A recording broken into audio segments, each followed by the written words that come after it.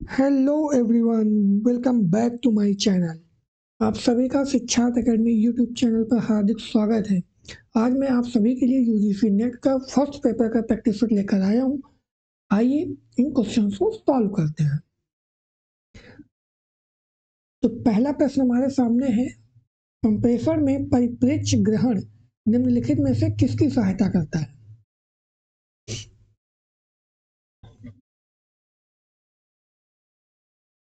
संप्रेषण में परिप्रेक्ष्य ग्रहण निम्नलिखित में से किसकी सहायता करता है? ऑप्शन है व्यवहारपरक अनभ्यता, खुलापन, सूचना की साझेदारी या विश्वास का, या फिर गोपनीयता। इन पांच में से आपको बताना है कौन कौन से विकल्प सही है।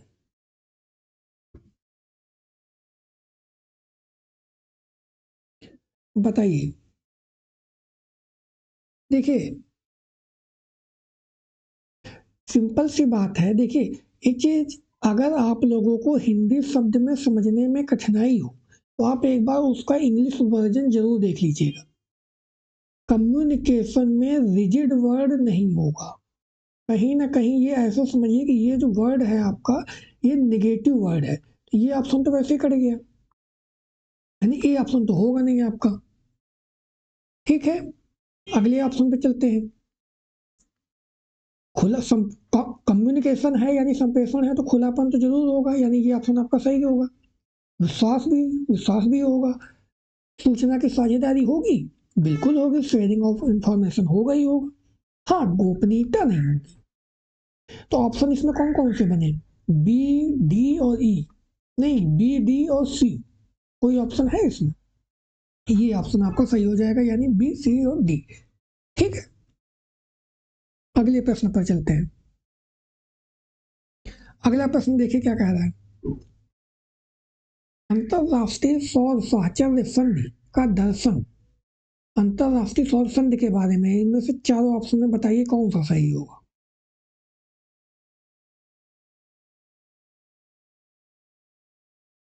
देखिए, आप लोग जानते होंगे, जो अंतरराष्ट्रीय सौर संधि की जो बात है, ये कब हुई थी ये संधि? ये हुई थी नवंबर 2015 में। ये हुई है नवंबर 2015 में। ठीक, किसके किसके बीच हुई है? ये हुई है भारत और फ्रांस के बीच में। ठीक, तो ये कॉप कौन सा था? ये था कॉप 21। आइए ऑप्शंस को देखते हैं। हम एक साथ मिलकर इस दुनिया को बेहतर स्थान बनाएं। नहीं, ये कुछ कम सही लग रहा है। दूसरा ऑप्शन क्या है? हम एक साथ मिलकर सूरज को और चमकीला कैसे बनाएंगे। तीसरा कह रहा है हम एक साथ मिलकर दुनिया को और ऊर्जा सशक्त बना। हाँ, ये ऑप्शन सही है। यानी इसका जो ऑप्शन सही हो जाएगा, कौन सा सही हो जाएगा? इसका जो ऑप्शन सही होगा वो हो जाएगा तीसरा ऑप्शन, यानी एक साथ मिलकर दुनिया को ऊर्जा सशक्त बनाना। नहीं नहीं, सूरज को चमकीला नहीं बनाना है, ये गलत है ऑप्शन आपका। ऑप्शन आपका सी सही होगा। सी ऑप्शन आपका सही होगा। नेक्स्ट क्वेश्चन देखते हैं। TFT. TFT is related to, मतलब ये बताना है कि इसमें टीएफटी जो है ये क्या है। आप लोग इसका फुल फॉर्म भी बताइए, टीएफटी का फुल फॉर्म क्या होगा और ये कंप्यूटर से किस चीज से रिलेटेड है, क्या है ये?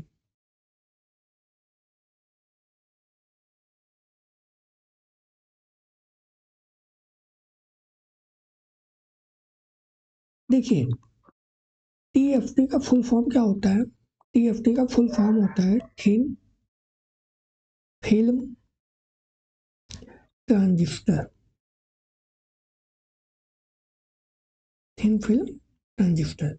ये होती क्या है ये है क्या टीएफटी?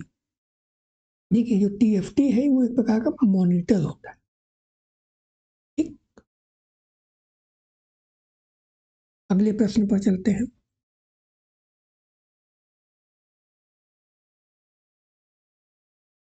बताइए, मिलान वाला प्रश्न है। देखकर, समझकर, पढ़कर ऑप्शंस को लगाइए। सबसे पहले तो उस ऑप्शन को पकड़िए जो आपको जो कंफर्म पता हो कि हाँ इसका ये सही होगा।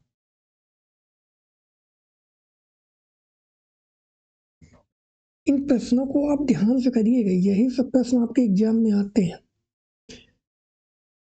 देखिए ई आचार्य क्या हो जाएगा, ई आचार्य का हो जाएगा ये NMEICT के अंतर्गत आ जाएगा। ठीक, ई कल्प का क्या होगा, ई कल्प डिजाइन के लिए डिजिटल लर्निंग वातावरण उपयोग करवाता है। इम्प्रिंट क्या है, इम्प्रिंट अभियांत्रिकी चुनौतियों के लिए होता है। भीम को तो आप लोग जानते ही होंगे कि ये यूनिफाइड UPI पेमेंट मेथड का है। ये ए का तीसरा किसी ऑप्शन में है, ए में ए का तीसरा इसमें है और इसमें है। बी का पहला इसमें, यानी ये ऑप्शन आपको सही हो जाएगा। क्लियर। अगले प्रश्न पर चलते हैं। अगला प्रश्न भी मिलान का है, इसको जरा ध्यान से पढ़िए। ये एक दोनों सूची दी गई है, आपको बताना है कि कौन सा सिद्धांत किसका है, बताइए।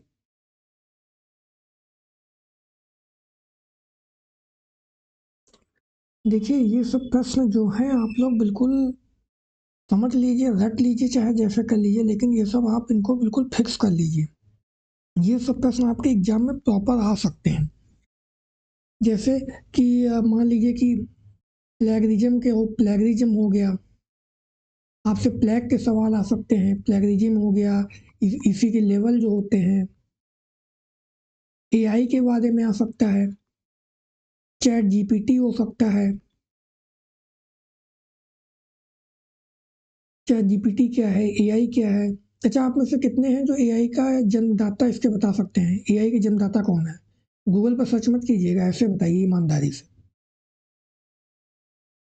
तो ये सब जो सवाल हैं इन सबको आप रट लीजिए जो आज के समय के अनुसार चल रहे हैं। अभी जैसे हाल ही में वो आया था वन नेशन वन सब्सक्रिप्शन का, उसके बारे में पढ़ लीजिए, हो सकता है उससे रिलेटेड सवाल आ जाए। तो इस तरीके के सवाल आप लोग देखते हुए चलिए। तो आते हैं अपने प्रश्न पर। देखिए देखिए आप लोग जानते हैं क्लासिकल कंडीशनिंग ये किसकी है, ये है आपकी पावलाव की। ठीक, क्रिया प्रसूत किसका है, क्रिया प्रसूत हो गया आपका स्किनर का। सामाजिक अधिगम आप लोग जानते ही होंगे, बंडूरा का है। और संरचनावाद किसका है, संरचनावाद इनका आ गया, वाइगॉत्स्की। बस। ठीक, आइए अगले प्रश्न पर चलते हैं। अगला प्रश्न पढ़िए।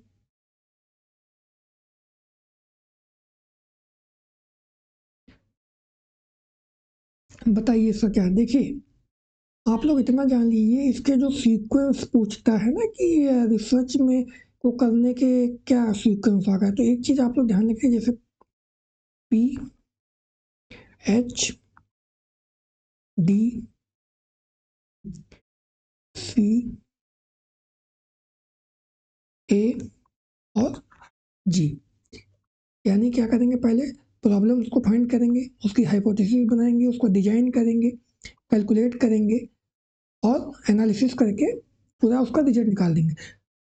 इसमें मिलाते हैं क्या होगा ऑप्शन में। पहला है प्रतिदर्श मामले, दूसरा है शोध प्रश्न साहित्य समीक्षा। ठीक है, देखिए सबसे पहले हम लोग क्या करेंगे, सबसे पहले हम लोग देखिए सबसे पहले हम लोग क्या करेंगे, साहित्य की समीक्षा करेंगे।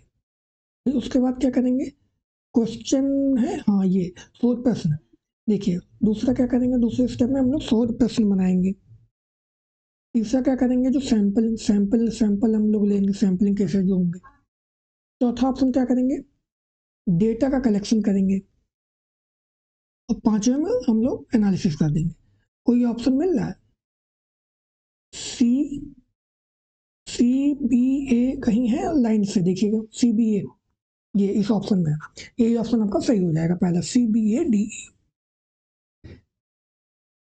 भाई सिंपल सी बात है, पहले हम लोग क्या करेंगे, पहले हम लोगों ने साहित्य की समीक्षा कर ली, यानी साहित्य समीक्षा मतलब जो पहले जो रिसर्चेज हो चुकी हुई होती हैं उनका हम लोग अध्ययन करते हैं। साहित्य की समीक्षा हो गई, उसके रिलेटेड हमने शोध प्रश्न बना लिए, फिर सैंपल ले लिया, फिर आंकड़ों का कलेक्शन करके एनालिसिस कर लिया। आइए अगले प्रश्न पर चलते हैं। निम्नलिखित में से कौन कौन से कौशल अधिसंज्ञान में शामिल है, यानी मेटाकॉग्निशन के बारे में आपको बताना है, बताइए बताइए इसका क्या आंसर सही होगा। और एक चीज और, आप लोग जो नई नई चीजें जो आ रही हैं उनके बारे में भी अपडेट रहिएगा, और जो बीत चुकी हैं उनके बारे में भी अपडेट रहिएगा कि आखिर क्या चीजें हुई हैं, क्या चीजें हो रही हैं और क्या चीजें होंगी। ये तीनों चीजें आप लोगों को ध्यान में रखनी है।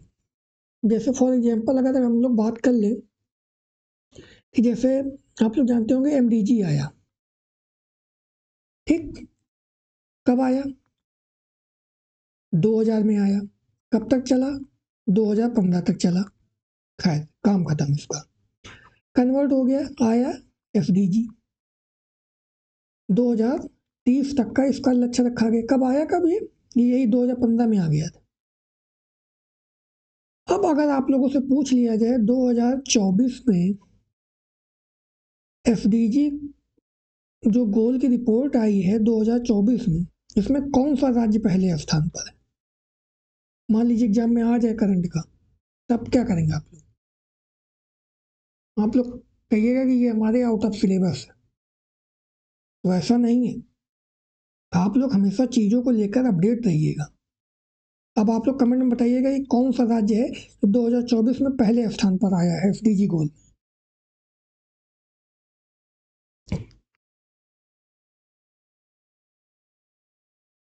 देखिए यहाँ पर बात की जा रही है किसकी, अधिसंज्ञान की, यानी मेटाकॉग्निशन की। तो सिंपल सी बात है, इसमें प्लानिंग होगी ही होगी। प्लानिंग होगी तो क्या होगा, परिवीक्षण भी होगा, परिवीक्षण होगा तो मूल्यांकन भी होगा, यानी प्लानिंग, मॉनिटरिंग, इवेल्युएशन, यानी 1, 3 और 5, एक यानी ये ऑप्शन आपका सेकंड सही हो जाएगा। ठीक, अगले प्रश्न पर चलते हैं। स्वयं के बारे में है, बताइए स्वयं प्लेटफॉर्म पर आरंभ किए जाने वाले पाठ्यक्रमों का राष्ट्रीय समन्वयक कौन है, बताइए बताइए इसका आंसर क्या होगा। देखिए AICTE जो है ये कब स्थापित हुआ, ये स्थापित हुआ है 1945 में, ठीक। इसको संवैधानिक दर्जा मिला है 1987 में। और ये किस लिए काम करता है, तो ये तकनीकी शिक्षा के लिए काम करता है, टेक्निकल एजुकेशन।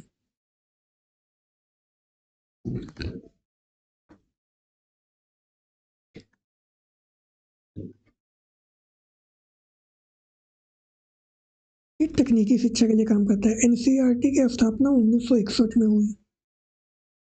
ये किस लिए है, ये है स्कूली शिक्षा के लिए।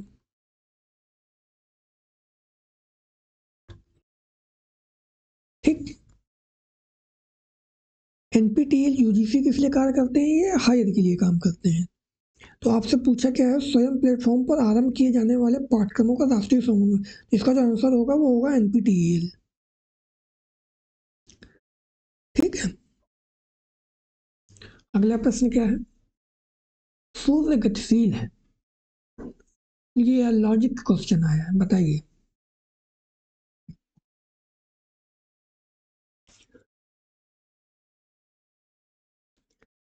क्या कह रहा है कि सूर्य गतिशील है, किसी अन्य गतिशील वस्तु की भांति इसकी अवस्था परिवर्तित होती है। अनुमान का एक उदाहरण किसका प्रतिनिधित्व करता है, पक्ष का करता है, पूर्ववत का करता है, सामान्यतो दिशा का करता है, या शेषवत का करता है। ये सामान्यतो दिशा का करता है। एक चीज और, पिछला प्रश्न जो था ये स्वयं वाला, आप लोग जानते रहिए इस समय स्वयं के कोऑर्डिनेटर कितने हैं टोटल।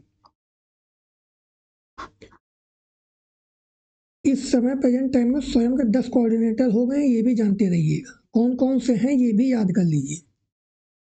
आइए आगे बढ़ते हैं। किसका हो गया? सामान्य तो जिसका हो जाएगा। अगला प्रश्न, अंतर सांस्कृतिक संप्रेषण में निम्नलिखित में से कौन कौन महत्वपूर्ण है? बताइए। क्वेश्चन को ध्यान से पढ़िए, उसके बाद कोई जल्दबाजी नहीं है, क्वेश्चन को पढ़िए, समझिए, उसके बाद आंसर करिए।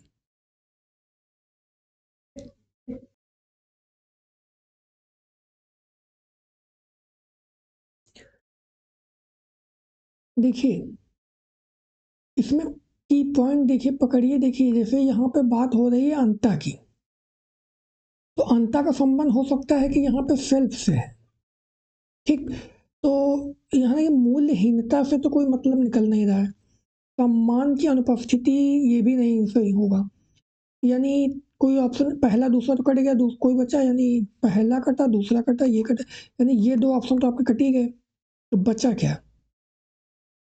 दूसरा भी, इसमें भी दूसरा नहीं होगा, केवल ये वाला हो जाएगा। 3, 4 और 5। जब ऑप्शन, हमेशा ऑप्शन को काटना सीखिए, स्मार्ट स्टडी करिए आप लोग। अगला प्रश्न क्या है? आप लोगों को ये डिवाइसेज के बारे में है, इनपुट आउटपुट डिवाइसेज कौन सी है, ये तो आसान सवाल है, तो आप लोग लगा लेंगे। बताइए। नेट आप लोगों के दिमाग के साथ खेलता है। आप ये बताइए, वो डीआई क्यों पहले रखता है? क्योंकि जानता है कि आप डीआई करने में उलझ जाएंगे तो आपका समय जाएगा, समय जाएगा तो फिर आपके वो पूरे पेपर पे इम्पैक्ट डालेगा। करिए। देखिए जो ऑप्शन आप लोगों को पकड़ में आ जाएगा, हाँ हमें ये सही है। अब जैसे मान लीजिए इसमें आपको पता है इनपुट डिवाइस स्कैनर है हमारा, बाकी छोड़िए, एक या दो पकड़िए किसी ऑप्शन में है, एक या दो इसमें भी है, एक या दो इसमें भी, यानी कि ये ऑप्शन और ये ऑप्शन तो आपके वैसे ही करेगा। ठीक है, कोई बात नहीं, आगे पढ़िए, हो सकता है आगे कोई पकड़ में आ जाए। आउटपुट क्या है? आप लोग जानते हैं आउटपुट स्पीकर हो जाएगा, यानी बी का 3 है किसी में, इसमें तो बी का 4 है, तो यानी ये ऑप्शन भी गया, बचा आपका ये ऑप्शन, यही ऑप्शन आपका सही हो जाएगा। पॉइंटिंग डिवाइस यानी सी का 4 हो जाएगा, ट्रैकर बॉल, और डी का 1 हो जाएगा, ट्रैफिक सिमुलेटर। जो ऑप्शन आपको समझ में आ रहा है, आपको पता है कि हाँ इनपुट और आउटपुट डिवाइस पता है, तो वही मिला लीजिए, बाकी काम खत्म। ठीक, सेकंड ऑप्शन इसका सही हो जाए। आइए आगे बढ़ते, अगला प्रश्न देखिए क्या है। प्रश्न को पढ़िए, देखिए, प्यार से देखिए, आंसर आ जाएगा। बताइए इसका क्या आंसर सही होगा। देखिए आप लोग जो कह रहे हैं एसडीजी का, जो आप लोग बता रहे हैं, कमेंट कर रहे हैं कि उत्तराखंड भी है, कहीं कहीं केरल भी कुछ लोग कर, देखिए कहीं कहीं आपको उत्तराखंड भी आता है, या कहीं कहीं केरल भी दे देता है। अभी ऑप्शन पे डिपेंड है क्या है, क्योंकि रिपोर्ट में तो दोनों ही थे। ठीक है, इसका देखिए क्या हो जाएगा।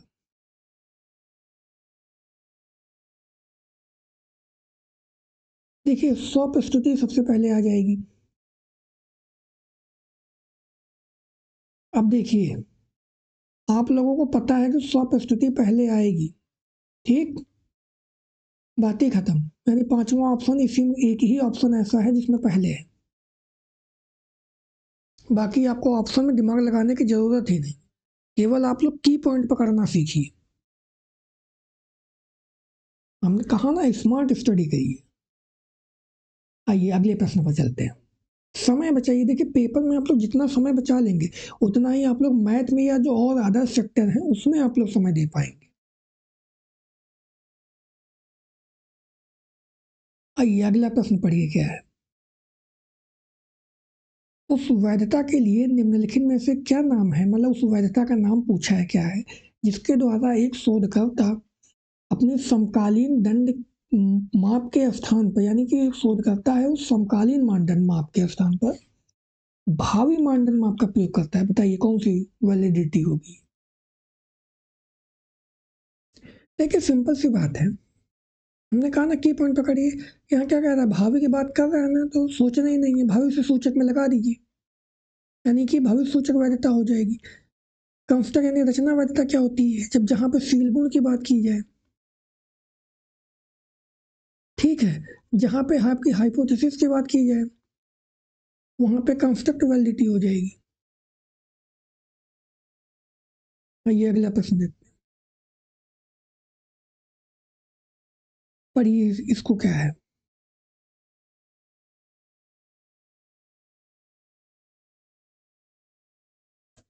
मनोवैज्ञानिक, सांगठनिक, वैयक्तिक और शब्दार्थ, बताइए।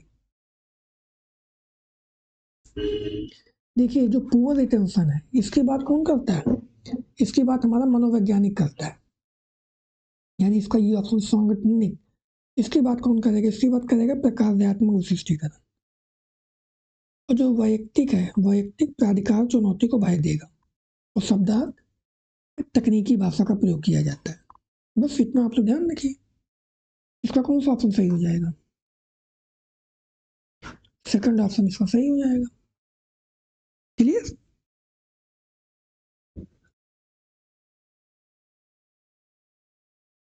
आइए अगले प्रश्न पर चलते हैं। प्रोटोकॉल से रिलेटेड है, बताइए इसमें कौन सा आंसर सही होगा? बताइए। देखिए प्रोटोकॉल और ये जो समझौते हुए इनको आप लोग याद कर लीजिए, ये इनसे प्रश्न बन रहे हैं। इससे कभी कभी एजुकेशन सब्जेक्ट में भी इसमें प्रश्न डाल देते हैं। देखिए मॉन्टियल का संबंध किससे है? ओजोन से। रियो, रियो का संबंध है पर्यावरण से। क्योटो का, क्योटो का है हरित गृह से। और पेरिस का जलवायु पर्वत है। यानी इसका ऑप्शन कौन सा सही होगा? D option.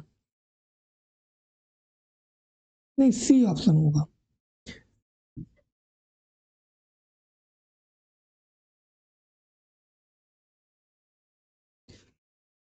जो ये रियो शिखर सम्मेलन है इसी को पृथ्वी शिखर सम्मेलन भी बोलते हैं। ये चीज भी आप लोग ध्यान रखिए। जो की पॉइंट आया करे आप अपने नोट्स में उसी जगह ऐड कर लिया करिए।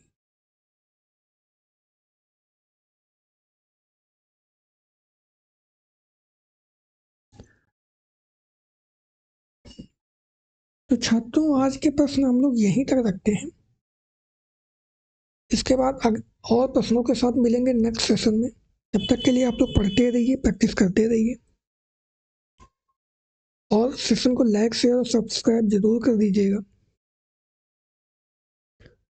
मिलते हैं नेक्स्ट सेशन में।